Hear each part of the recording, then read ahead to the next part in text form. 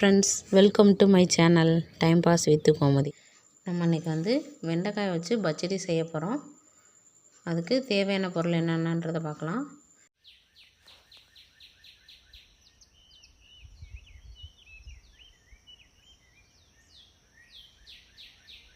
வெண்டைக்காய் இந்தளவுக்கு நீல வாக்கில் கட் பண்ணி எடுத்துக்கலாம். மல்லி இலை, தக்காளி, உளுந்தம்பருப்பு, கடுகு உளுந்தம்பருப்பு, பூண்டு உரித்து எடுத்துக்கலாம், கருவேப்பிலை,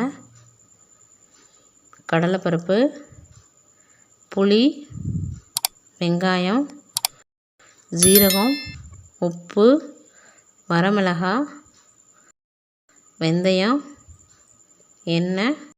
இதை வச்சு நம்ம பச்சடி எப்படி செய்கிறதுன்றதை பார்க்கலாம். A few moments later. பாத்திரத்தை அடுப்பில் வச்சுக்கலாம். நறுக்கி வச்சுருக்க வெண்டைக்காயை சேர்த்துக்கலாம். எண்ணெய் சேர்த்து நல்லா வதக்கிக்கலாம். இந்த வெண்டைக்காயை நீல வாக்கில் கட் பண்ணுறதுனால வந்து இந்த வளவளப்பு தன்மை வந்து இருக்காது. நம்ம ரவுண்டாக கட் பண்ணோம் அப்படின்னாக்கா நறுக்கும் போதே அந்த வளவளப்பு பிசுப்பாக இருக்கும். இந்த மாதிரி நீல வாக்கில் கட் பண்ணோம்னாக்கா அந்த வளவளப்பு இருக்காது. அதுக்காக நம்ம நீல வாக்கில் கட் பண்ணியிருக்கோம். நம்ம வெண்டைக்காய் சாப்பிட்றதுனால வந்து சர்க்கரையோட அளவை வந்து கட்டுப்படுத்துது, உடல் எடையை வந்து குறைக்கும். வெண்டைக்காய் வந்து நம்ம சாப்பிட்றதுக்கு முன்னாடி கொஞ்சமாக பொரியல் கொஞ்சம் சாப்பிட்டுட்டு அப்புறமா சாப்பிட ஆரம்பித்தோம் அப்படின்னாக்கா வந்து சாப்பாட்டோட அளவை வந்து கம்மி பண்ணிடும். A few minutes later. பாருங்க, நல்லா வதங்கி வந்துடுச்சு. இதை வேறு பிளேட்டுக்கு மாற்றிக்கலாம்.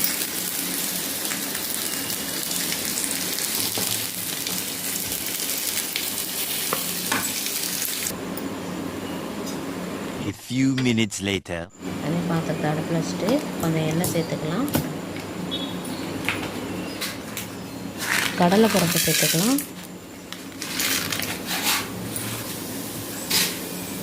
ஜீரகம் சேர்த்துக்கலாம்.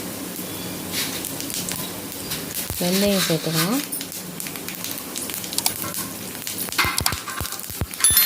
உளுந்தம்பருப்பு சேர்த்துக்கலாம். எல்லாம் நல்லா பொரிஞ்சு வரணும். கிளறி வைக்கலாம். வரமிளகாய் சேர்த்துக்கலாம். சேர்த்து அதையும் நல்லா கிளறிக்கலாம். இது கூடவே வந்து நம்ம மல்லி சீக்கிரமாக சேர்த்து வதக்கிக்கலாம். முழு மல்லியாக நான் வந்து மல்லி தூள் சேர்த்துக்கிறேன். அது கடைசியாக இறக்க போகல சேர்த்துக்கலாம். சொன்னால் நல்லா மிளகாலாம் வதங்கி வரணும். பூண்டு சேர்த்துக்கலாம். பூண்டு சேர்த்து நல்லா வதக்கிக்கலாம். பூண்டு சேர்க்கறதுனால வந்து செரிமானம் வரும் பிள்ளைங்களுக்குலாம். ஓகே, வெங்காயம் சேர்த்துக்கலாம்.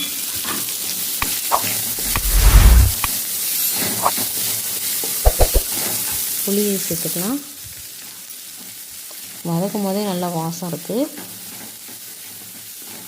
நம்ம அந்த வெண்டைக்காய் குழந்தைங்கள்லாம் ரொம்ப அவ்வளோவா விரும்பி சாப்பிட மாட்டாங்க. தக்காளி சேர்த்துக்கலாம். குழந்தைங்களுக்கெல்லாம் வெண்டைக்காய்லாம் பிடிக்காது. நம்ம இந்த மாதிரி பச்சடியாவோ இல்லை சட்னியாவோ செஞ்சு கொடுத்தோம் அப்படின்னாக்கா அது வெண்டைக்காய் தானான்றது தெரியாத அளவுக்கு டேஸ்ட்டில் நல்லா சாப்பிட்ருவாங்க. மல்லி இலை சேர்த்துக்கலாம். கருவேப்பிலை சேர்த்துக்கலாம்.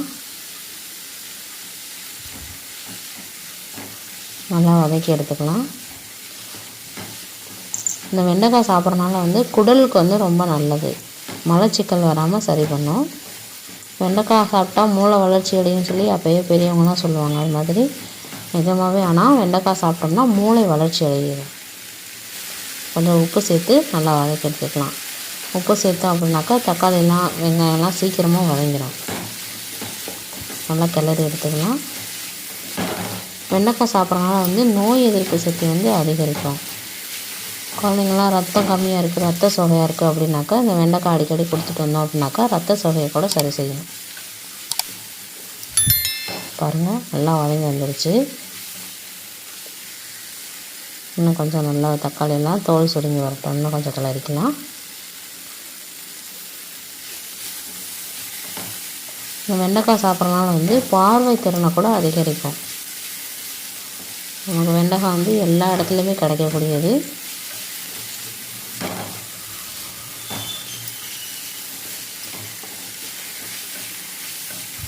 பாருங்கள், நல்லா வதக்கி எடுத்தாச்சு.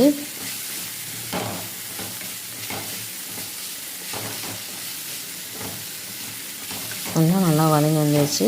எல்லா பக்கமும் நல்லா ஒன்றா கிளறி எடுத்துக்கிறணும். நல்லா வதங்கி வந்துருக்கு. ஓகே, பாருங்கள் எந்தளவுக்கு வதங்கி வந்திருக்குன்னு. A few minutes later. மல்லித்தூள் கொஞ்சம் சேர்த்து நல்லா கிளறி விட்டுக்கலாம். அந்த சூடாக இருக்கையிலேயே மல்லித்தூளை சேர்த்துக்கலாம். அப்படின்னா தான் அந்த பச்சை வாடை இருக்காது. அப்படி விட்டு நல்லா ஆற வச்சாச்சு. இப்போ மிக்ஸி ஜாருக்கு மாற்றிக்கலாம். 5 minutes later.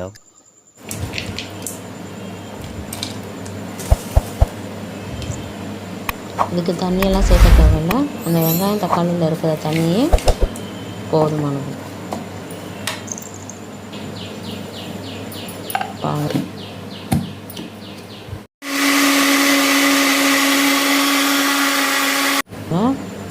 எந்தளவுக்கு நல்லா ஆரம்பிச்சு வந்துருக்குன்னு. இப்போ நம்ம வதக்கி எடுத்து வச்சுருக்க வெண்டைக்காயை இதோட சேர்த்துக்கலாம். அந்த மசாலாவோட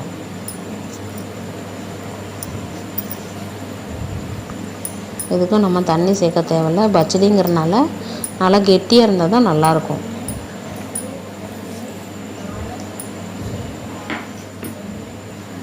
மூடி சேர்த்து மூடி வச்சு அரைச்சி எடுத்துகிட்டு வந்துடுங்க.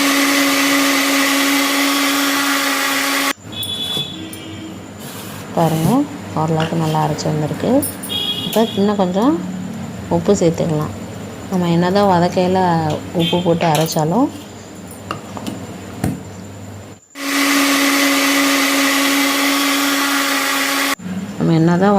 உப்பு சேர்த்தாலும் நம்ம அரைக்கையில் கொஞ்சம் உப்பு சேர்த்து அரைச்சோம்னா அந்த டேஸ்ட் நல்லாயிருக்கும்.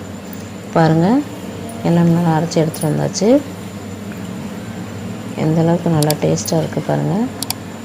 நல்லா கெட்டியாகவும் இருக்குது. தண்ணி சேர்க்காமல் அரைச்சிருக்கணும்ல, கொல கொலன்னு.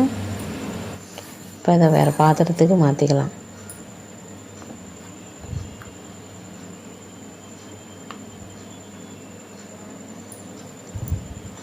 வெண்டைக்காயில் தான் செஞ்சுருக்கோமா அப்படிங்கிறது தெரியாத அளவுக்கு பாருங்கள். நல்ல வாசமாக இருக்குது. இந்த பருப்பு, கடுகு, உளுந்தம்பருப்பு, கடலைப்பருப்பு, சீரகம் எல்லாம் சேர்த்து வதக்கியிருக்கிறனால வாசமும் நல்லாயிருக்கு.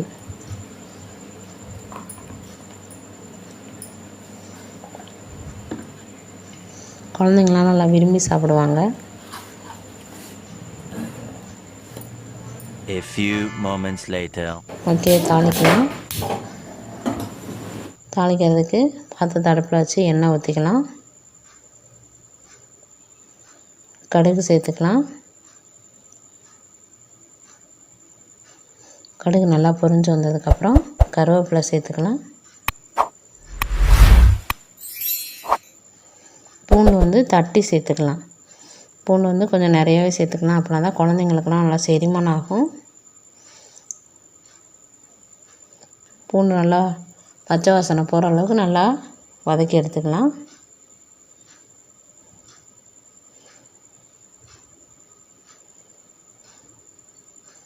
பாருங்கள், பூண்டு நல்லா வதங்கி வந்துடுச்சு. இப்போ அடுத்து நம்ம பச்சடியில் தாளிச்சிடலாம். ஓகே, பாருங்கள், பச்சடியை தாளிச்சாச்சு. A few minutes later. இதே மாதிரி நீங்களும் வீட்டில் செஞ்சு ட்ரை பண்ணி பாருங்கள். டேஸ்ட் எப்படி இருக்குன்றதை மறக்காமல் கண்டிப்பாக கமெண்டில் போடுங்க.